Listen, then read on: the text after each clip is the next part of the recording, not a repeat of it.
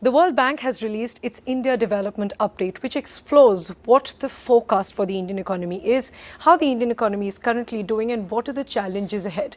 To help us understand all these multiple facets, we are joined by the India Director of the World Bank, Mr. Auguste Kouamé. Thanks very much, sir, for joining us this morning. And my first question to you, that you've released the India Development Update by the World Bank, and just help us understand, for a layman to understand, how is the Indian economy doing and where do you see it place among other South Asian countries? Thanks, Priyanshi. Thanks for having me on your program. Short answer to your question, Indian economy is doing very well, even compared to the best performing countries in the world and in South Asia in particular. Last year, India's economy grew at 7.2%, which was the second highest growth rate among G20 countries. We're forecasting India's economy to grow at 6.3% in fiscal year 23-24, which is a slight reduction from last year's strong growth. But this slight reduction to 6.3% growth still makes India will still make India one of the fastest growing countries in the world. Now, we should remember also that we are in a world that is in a very difficult place today. We have a lot of headwinds. We have geopolitical tensions, we have high inflation, we have high interest rates, which makes it very difficult for individual countries to grow faster than they would have under normal circumstances or within a benign global environment. So within that, I would say, unfriendly global environment, India's growth forecast of 6.3% is quite an achievement if it were to be realized, and we believe it will be realized. We believe India will hit that forecast.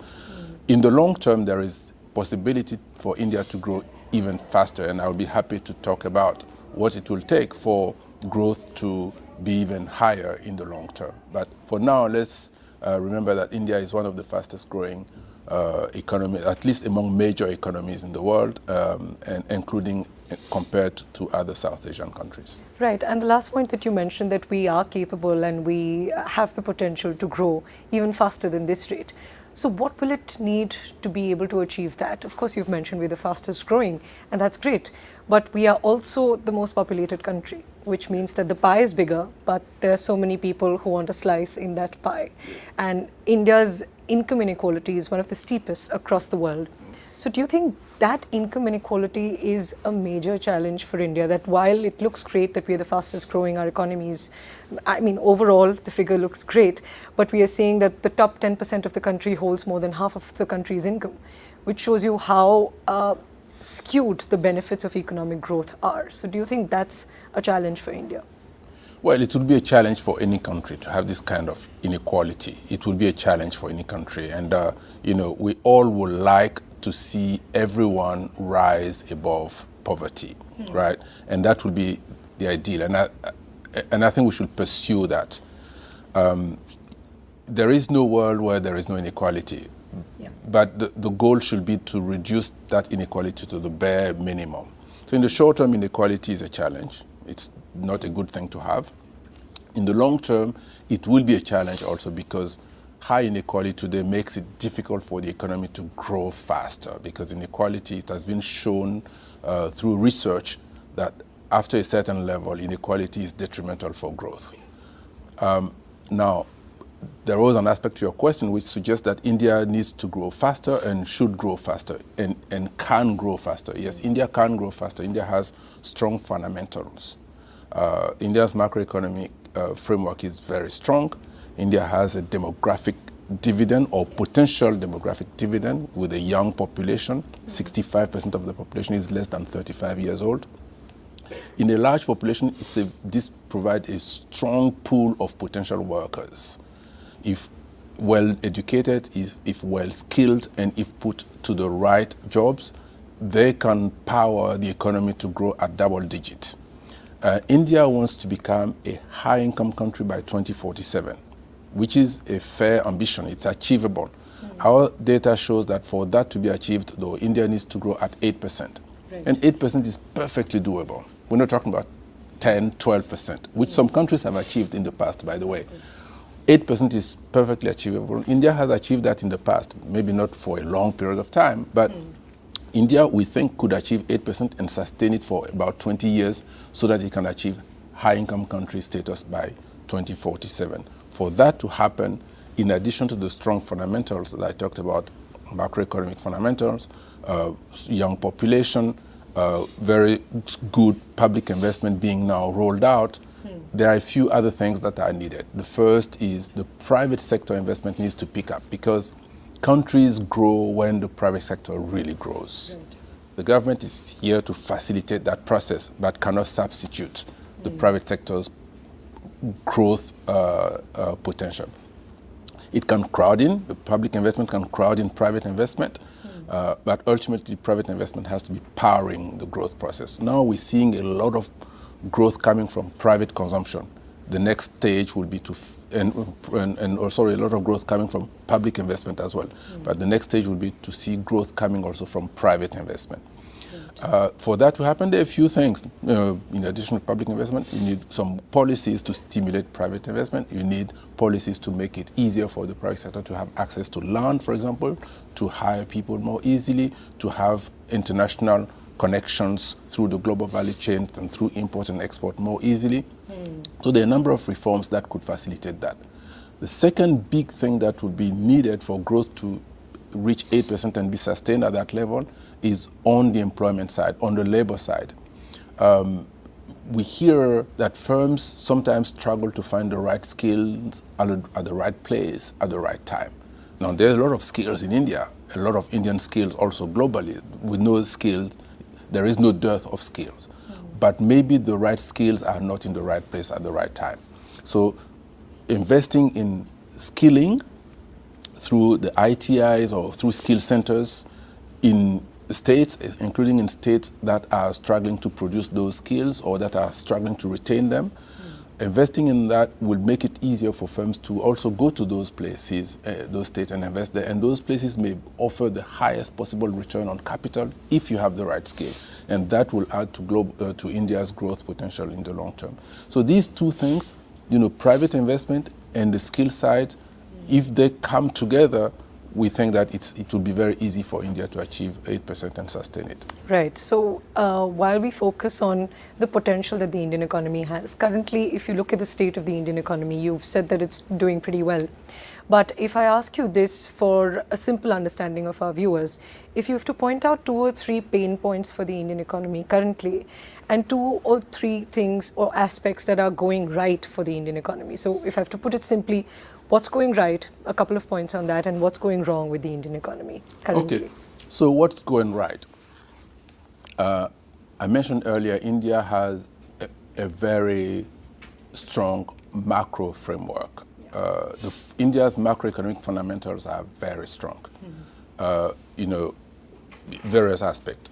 There is a strong fiscal consolidation path that's happening, helped by GST, which is a very good reform. It is now producing healthy revenues for the government, which combined with a fiscal discipline on the expenditure side, especially on the government consumption side, is helping achieve fiscal consolidation while still maintaining space for more public investment. This is very strong. India has a very strong reserves, foreign exchange reserves. We hear that, or we know data tells us that it's one of the largest foreign exchange reserves in the world. This means that the global headwinds and the volatility that we see in the world that put pressure on the currencies, India can manage that a bit more easily than countries that do not have that kind of reserves and that kind of cushion. Similarly, India has a very, the financial sector in India is improving. The strength of the financial sector now compared to a few years ago is like night and day. The banks have improved their balance sheets. The corporate sector, by the way, has also improved its balance sheet. Non-performing assets have come down, now at 3.3%, which is very healthy. And related to that, you see credit growth picking up. So there are a lot of positive on the macro financial sector side. It's very strong. I will say second thing that is going really well for the Indian economy is, well, it's hard to limit the list to two, but you can take the liberty to go on. But you know, public investment is very strong, and it's really very good, and it's needed. India has big ambition for, you know, the national investment pipeline is impressive. It's huge. It's very ambitious, and the government is showing that through high public investment, you know, India can march toward achieving the goal of the national infrastructure pipeline. Of course, private investment will need to be crowded in at some point and fairly quickly. A third thing I will add is the services sector. You know, we all tend to say, and I will still maintain that, you know, countries need a strong manufacturing sector, strong industry to grow. Yeah. But we also can do very well with a strong services sector, and India has been doing very well. The services sector is growing fast and is a top performer on the export side. And linked to that is India's success in IT and technology and the DPI, the digital public infrastructure that is supporting a dynamic and modern services sector, especially on the export side. The world knows India for very good services export, supported by DPI.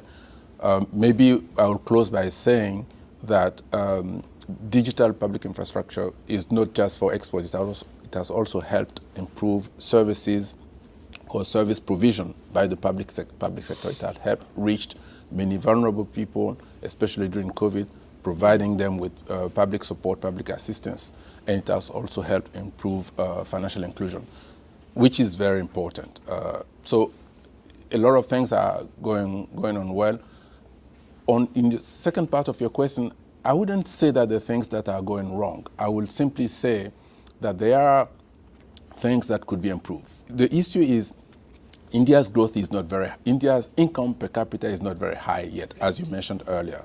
You know, it is at a low middle income category. You know, middle income is good, low middle income is good too, but India wants to become upper middle income country, which is fair and actually normal, and India wants to become a high income country. But for that, as we said, growth needs to be higher than 6.3%, especially if India wants to achieve those goals by 2047. So what can be done better? What can help? I mentioned a few areas. So they're not going wrong, but the areas that could do better. Private investment, on skill side, female labor force participation. I think for me, it's the lowest hanging fruit. And in fact, it's perhaps the area that hurts the most growth in India, because India's female labor force participation is at 25%, according to some statistics. According to the same statistics, the average is 50% for countries at India's income level. And we estimate that if India's female labor force participation were to grow from where it is today to reach the average for India's comparators, that alone will add 1 percentage point to growth. So meaning, instead of 6.3%, we will have been forecasting 7.3% or 7.5% growth rate, just by doing that. Just if women have their equal representation in the workforce? Not even equal representation. A higher representation. Higher representation to match the level that other countries at India's income per capita have. If women were to have equal representation in the workforce, female labor force participation in India will be more than 60%, which is where male labor force participation is today. That will add maybe 2 percentage points to growth. Just by that, but just reaching equality will mean India will reach the 8% growth rate that is needed. There's some risks, there's some safety issues, there's some safety factors which makes women choose not to work. So if those can be addressed, then the supply of labor from women will increase dramatically to reach parity, maybe, and then the economy will grow at 8% without additional effort. And of course, there will be additional effort too from the private sector, which means the economy might grow even at 9%, who knows? Let's talk about the cost of living crisis and inflation now. That is a major challenge, not just for India, but for major economies around the world right now. If you could explore a bit on whether enough has been done. We know the Reserve Bank of India was consistently raising interest rates the last year, but for the last two meetings they haven't, and they say that inflation is coming down. But for the last 2 months we've seen it has been above the 6% target of the Reserve Bank. From the government side there have been steps, but they've not been steps that will give direct benefits, as in tax cuts or excise duty cuts on fuel, which we've seen in the past few years, which have been the government's decisions earlier when we've seen such skyrocketing inflation. So do you think enough has been done on inflation front, both from the RBI side and from the government side, and do you think more can be done? What we're seeing in our numbers, in our data, is that yes, inflation picked up in July. Yeah. And in August, it went down a bit, right? So maybe there is a trend of decline. So if I were a policymaker, maybe I'd want to wait a bit before taking drastic actions.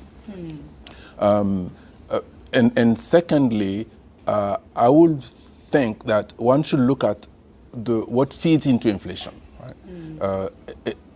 And inflation on the consumers see inflation, it hurts. Nobody likes inflation. As a consumer, I don't want to go to the supermarket and see higher prices today than I saw yesterday. It doesn't make you feel good. It makes you feel like, why are they doing that to me? So inflation nobody likes inflation. But we need to look at what is feeding into inflation. And when we look at our numbers, what we see is that on the producer side, prices are low. So the wholesale price indexes have a different dynamics than the consumer price index. So hopefully, perhaps in the next few months or so, because wholesale price indexes are low now, maybe they will feed into reduced inflation on the consumer side, hopefully. On the other side, we see that global commodity prices, which improved recently, may pick up again. We're forecasting oil prices at $90 a barrel. So that could feed into higher inflation on the consumer side. So there are a lot of dynamics and a lot of uncertainties. What I might be able to say is that we are in a high inflation environment globally. Right. It will take a while for global prices to come down. I don't know how long that while will be. It could be a few months, it could be a year. And all countries, including India, will see the impact of that. The cost of living crisis or inflation is not just an India problem. And 2024 is a very important year, both for politics and economy, because there are elections coming up in India, in the United States, in Canada, in Pakistan. So would you, as the country head for the World Bank here, say that inflation and price rise needs to be a priority ahead of these very important elections, which will change how these countries are governed, specifically for India? For us, whether there are elections or not, inflation, because we know it hurts the poor more than the rich. In a world of inequality, inflation hurts everyone, but it hurts the poor more than the rich. At the World Bank, we think, therefore, that inflation should be a concern. And by the way, it's a fact that we don't talk much about, but we need some inflation. And you may be surprised to hear that. Oh, you're right. An economy that has zero inflation or negative inflation, it may be good for a year or two, but it's not good for the long term. Yeah. You need some inflation to create incentives for savings, for growth, for investment, for many good things that we get in the economy. Yeah. But you don't want too much inflation. Okay, you don't want too much of it. So we think at the World Bank, high inflation is really not good.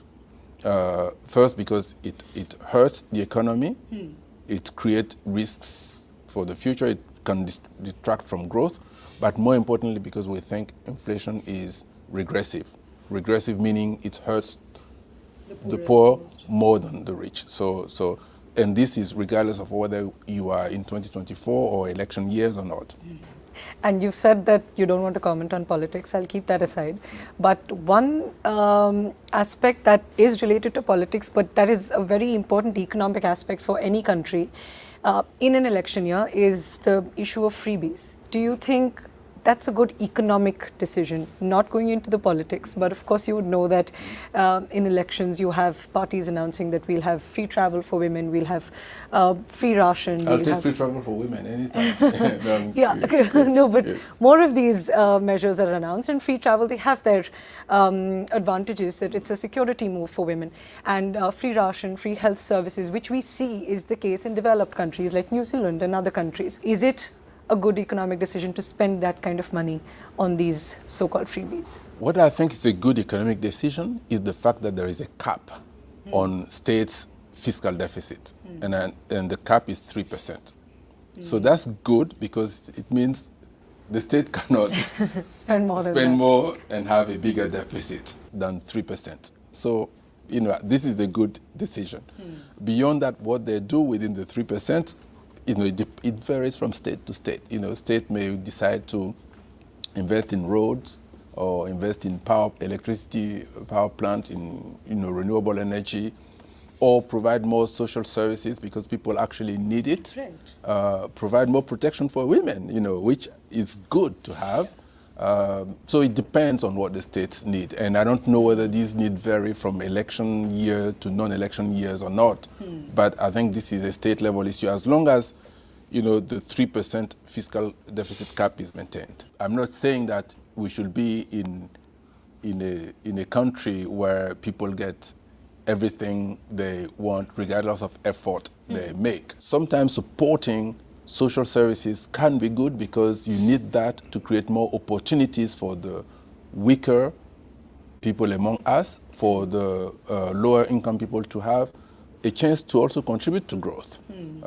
And sometimes it's also important to provide infrastructure investment that may look like it's benefiting from rich people because you may build airports or roads that can be used only by high income people, but this may also be good to power growth. So I don't have a blanket answer to say investing, providing social services or freebie is good or bad. It really depends on where the states are. Yeah, that's fair what you say. Thanks very much, Mr. Kouamé, for joining us. So as you heard, it's the World Bank Country Director, Mr. Kouamé, telling us that the Indian economy is doing well, but there are several challenges and a lot of aspects that we still have to work on to be able to achieve our full economic potential.